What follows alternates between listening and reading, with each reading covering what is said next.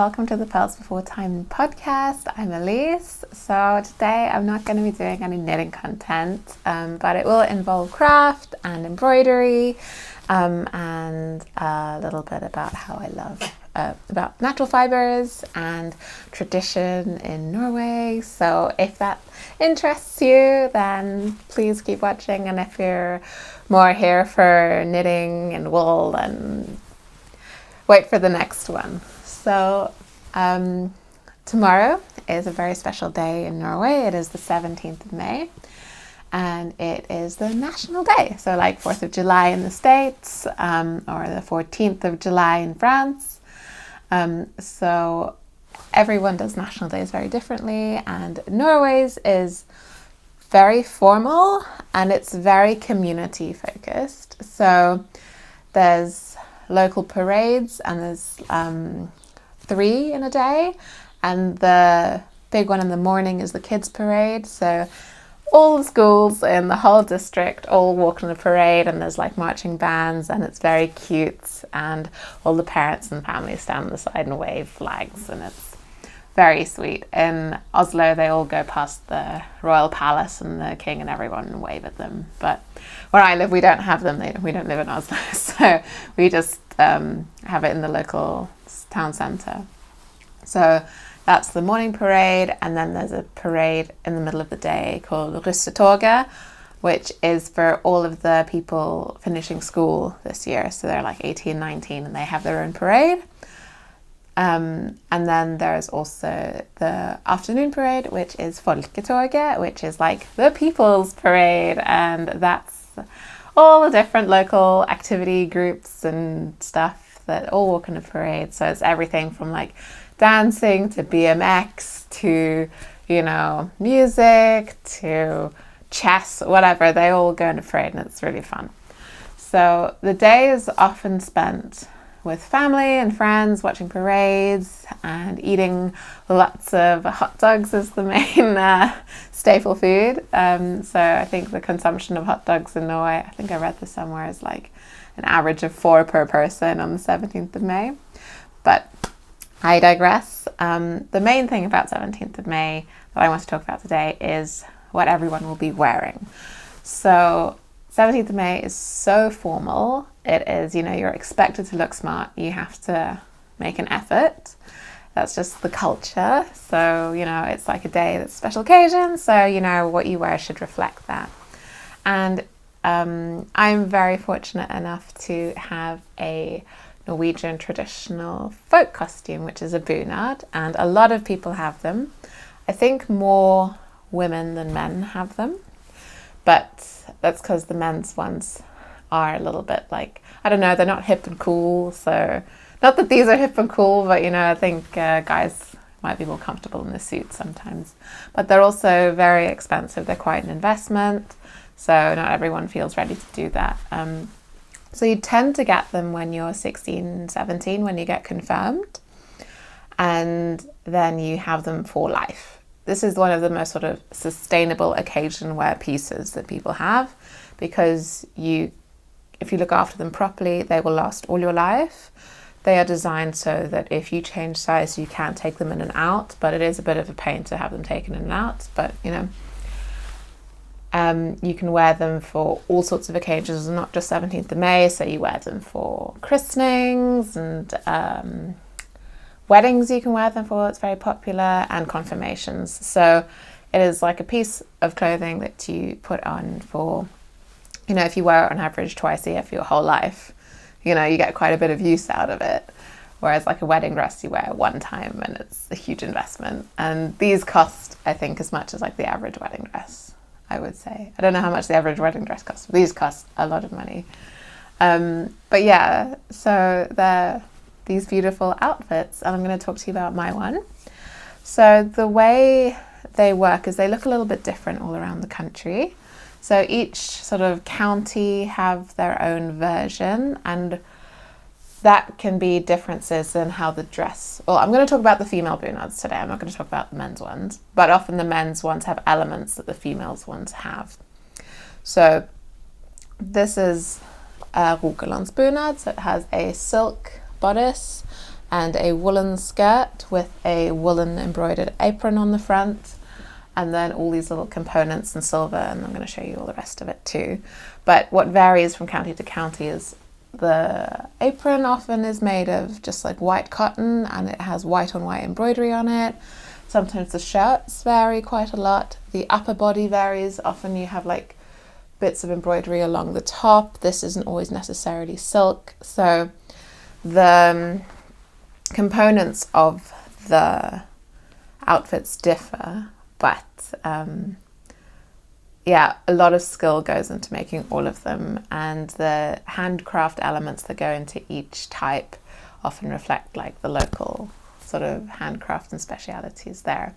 So in Rogaland you have a beautiful silk damask bodice, and then this also changes a lot. You can have different colors, so this is very personal as an outfit, because even though elements are the same, you personalize things to yourself.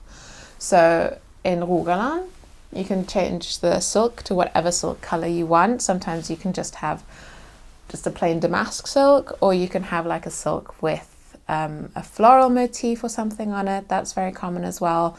But the colors of the tops is very broad. They can be purple, they can be green, they can be red. Red is very common. Yellow. I've not seen white, but you can have very pale cream colors. So, you know, it gives you a little bit of personality there. And then the main skirt and color of the bunad. In Rogaland it tends to be, this is a dark blue one. You can also have them in just blue, but it is a darker blue, but it's lighter than this. And then black is very common as well. And then you get some very rare colors. Some people might choose to have a dark green, which I think is beautiful. And then more and more I've seen white ones, like off-white wool bunads, which I think is gorgeous because the embroidery really comes out. So you can choose all these things when you get it made when you're like, yeah, a teenager. And then the shirts vary. You can choose, the traditional ones are either linen or the cotton. Mine is linen, and there is like white on white embroidery at the cuffs and at the collar. I'll put little like insert clips of zoomed in on my collar because it's really, really beautiful. And then it's not just something you can just throw on. There's quite a lot to it. So this is the main body of the dress. So you have, I can take it apart, let's see. So this is a little handbag that you can just, you know, put your, mainly my phone that goes in here when I'm forgotten how to open this. There we go. This is also lined with the same silk as my bodice. So you have a little carry bag because it doesn't have pockets. And then this is a belt, which every year I hope it fits because it's a little bit cinched. And then this dress is actually not one piece. Well, it is one piece, but what happens is you have this apron that you button along the front. And so the embroidery part is separate from the dress. So here is what the embroidery looks like. And the embroidery is also something you can customize. So each Rogaland you can choose, I think there's 6 or 7 different motifs you can choose. And then you can also choose the vibrancy of the embroidery thread. So you can choose just like plain version or like a brighter version, like more saturated, or a little bit more like faded. So, you know, the chance of 2 people having the same bunad is very, very low actually when you have all of these different components in the mix. So this embroidery motif, I think this is the most popular one in Rogaland. It's called Frafjord, which is a fjord not so far from here actually. It's maybe an hour and a half drive, and it's this beautiful, yeah, flower and leaves motif, and then on the skirt you get these like little individual floating ones that are very sweet. So that's the main apron at the front that hooks onto the dress. And then the dress itself is the bodice attached to the skirt. And then the skirt also has all these pleats in it, which is, if you change size, you can increase your pleats or decrease your pleats, let them in and out. And then I have this beautiful linen shirt that's, it's quite funny. My parents took a big risk and they bought it and made it when I was about 2 years old, because I think they made it themselves. So a lot of the embroidery is often done by family and it takes a long time to do all of it. So you start early, but my parents maybe started a bit too early. But yeah, white on white embroidery like they have at the collar is very like demanding for the eyes. So yeah, my parents wanted to do that when they were young. And yeah, it's a beautiful piece of work and I really like it. So there's a lot of silver that goes on with this dress. So not only is there these silver buttons on here, you have a silver clasp on the belt, then you have a silver clasp on the little bag, and then I haven't put everything on here because I will put this on at the end, so I'll show you what it all looks like, but I just want to talk through all the elements. So to close your dress through all of these little holes, you have a long chain that you end up going like tying through all the little hooks like a kind of corset but made of metal, and that you just tighten and it goes on. That's the only real closure on this dress, because actually, yeah, that's it. That's how you close the dress. It's just this. And then there's a lot of very beautiful decorative silver. Oh, and also the silver you can customize, so you can choose from several different types of silver. And actually I have silver from 2 different selections of silver. So I have the silver that is from this range here, which is just an engraved silver, which has this little like leaf motif engraved into it. And you can see that on the belt as well. It's just flat. But for other parts of the silver that I have a different range, and this is a brooch, and the brooch is worn here and it closes the shirt. So the shirt doesn't have any buttons down it. You close it just with a brooch kind of in the middle, and then you have a clasp that hangs from the collar to close the collar, so you have 2 things that go on. And both of these are from different sets. So this is from the engraved leafy set that I have, and then this is a really beautiful one. This is actually, it's got these like sort of shiny mirrored plates on it, and then all the things that hang down are oxidized silver. So what's nice about that is I don't have to worry about it oxidizing further. And then it's got all these little like hanging droplets that look like little pearls of water, and I think they're so beautiful. So I think this is the most beautiful brooch range that you can get. And so that just sort of sits in the middle there and dangles and is very beautiful. I think brooches are, I don't know, I wouldn't wear one in my daily life, but I really like this one brooch that I own. So yes, that's the brooch. So that's how you, that's all the sort of top half. It's not even all the top half jewelry. And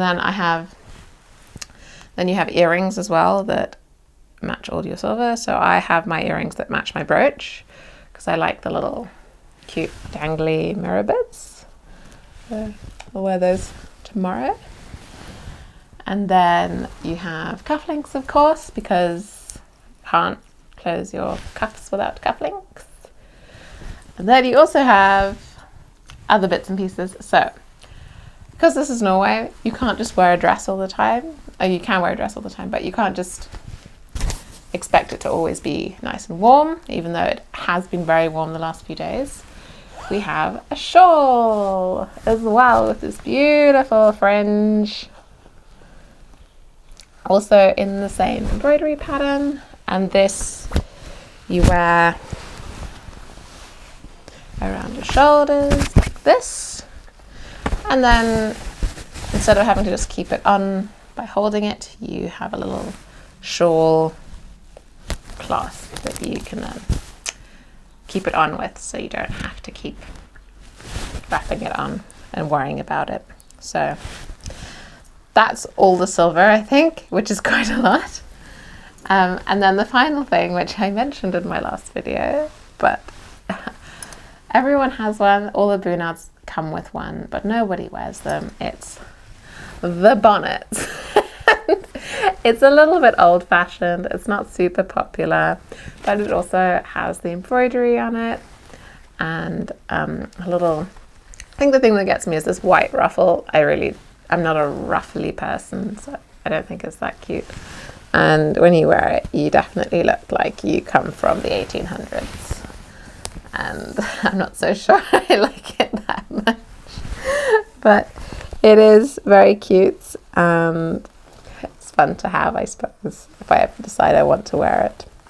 Anyway, those are all the bits. It takes a while to put on and wear, but it is very comfortable, and it's very warm, so I'm a bit worried about how warm it's going to be tomorrow, because I mean, it is designed for, you know, you could wear this in winter in Norway and it'd be fine, but yeah, tomorrow I think it's going to be 24, 25, and you're wearing wool, so we'll see. I'm sure it'll be all right. It's just going to be a bit of sweating going on.